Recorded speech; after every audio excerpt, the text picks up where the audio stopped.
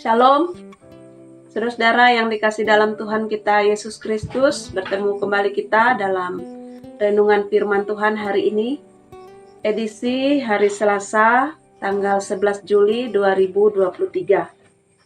Firman Tuhan berdasarkan Yeremia pasal 28 ayat 10 sampai 17 dengan judul Nabi Yeremia lawan Nabi Hananya. Untuk lebih jelasnya, silahkan Bapak, Ibu, saudara-saudara sekalian membaca masing-masing nas ini di tempatnya. Saudara-saudara yang dikasih dalam Tuhan kita Yesus Kristus, menyampaikan firman Tuhan kepada umatnya tentu bukanlah perkara yang ringan atau perkara yang mudah.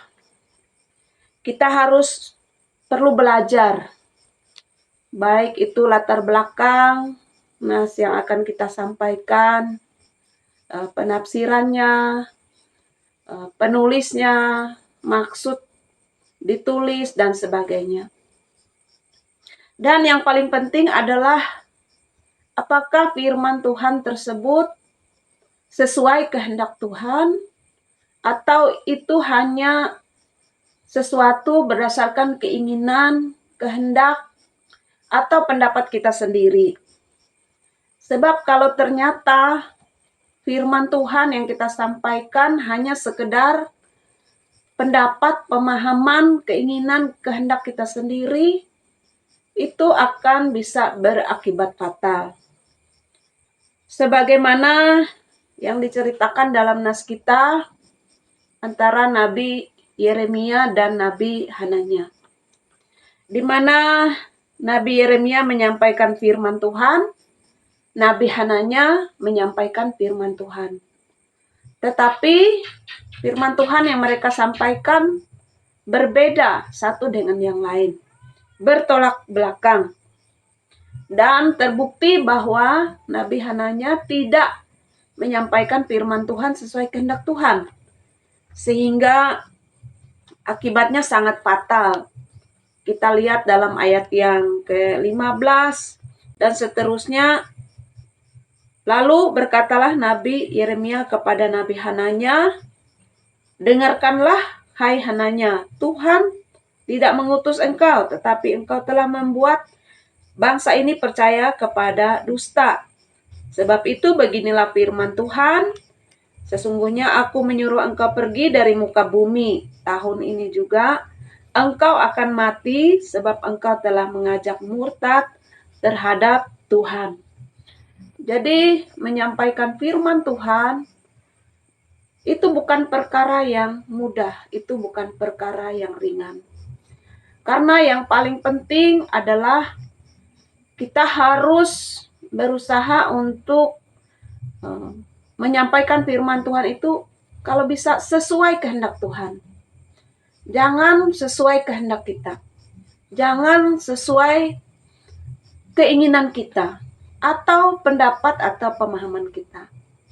Karena itu adalah syarat yang sangat penting bagi siapapun yang mau menyampaikan firman Tuhan.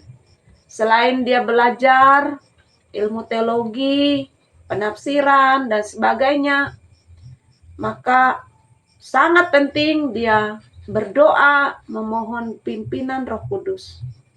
Karena dengan pimpinan Roh Kuduslah kita bisa menyampaikan firman Tuhan sesuai dengan kehendak Tuhan. Ini yang pertama yang boleh kita pelajari dari firman Tuhan sesuai nas hari ini. Yang kedua, saudara yang dikasih dalam Tuhan, dari firman Tuhan ini ada pesan juga bagi orang-orang percaya, bagi umat Tuhan. Sebagai orang percaya, sebagai umat Tuhan, kita pasti selalu ingin menerima firman Tuhan yang enak didengar, yang menyejukkan hati, yang menghibur, yang menyenangkan di telinga. Namun jangan lupa bahwa firman Tuhan juga bisa begitu keras, begitu pahit, begitu tajam, ya, begitu menyakitkan. Kalau kita bandingkan misalnya di Ibrani pasal 4 ayat 12, sebab firman Allah hidup dan kuat dan lebih tajam daripada pedang bermata dua manapun. Ia menusuk amat dalam sampai memisahkan jiwa dan roh, sendi-sendi dan sumsum. Ia sanggup membedakan pertimbangan dan pikiran hati kita. Kita ingin firman Tuhan itu selalu yang menyenangkan, selalu yang menyejukkan hati, selalu yang menghibur. Tapi jangan lupa sekali lagi bahwa firman Tuhan pun bisa begitu keras, bisa begitu tajam, bisa begitu menyakitkan. Sebagaimana firman Tuhan yang disampaikan melewati Nabi Yeremia kepada umatnya, memberitakan tentang penghukuman. Tentu ini tidak menyenangkan, tapi itulah firman Tuhan. Dan itu harus disampaikan. Dan umat yang menerima firman yang begitu keras harus merendahkan diri. Harus mau untuk ditegur, untuk diajar, untuk diingatkan.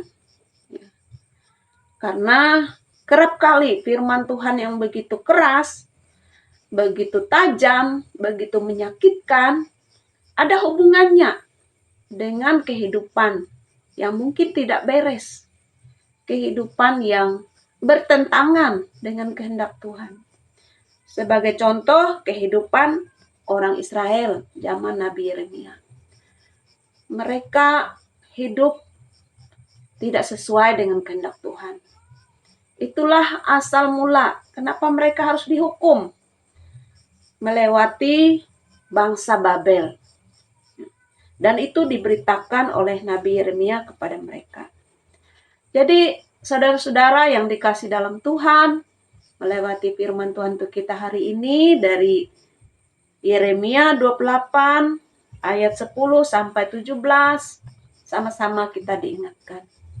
Baik kita yang menyampaikan firman, bagaimana kita menyampaikan firman supaya sesuai dengan kehendak Allah. Dan kita yang mendengar.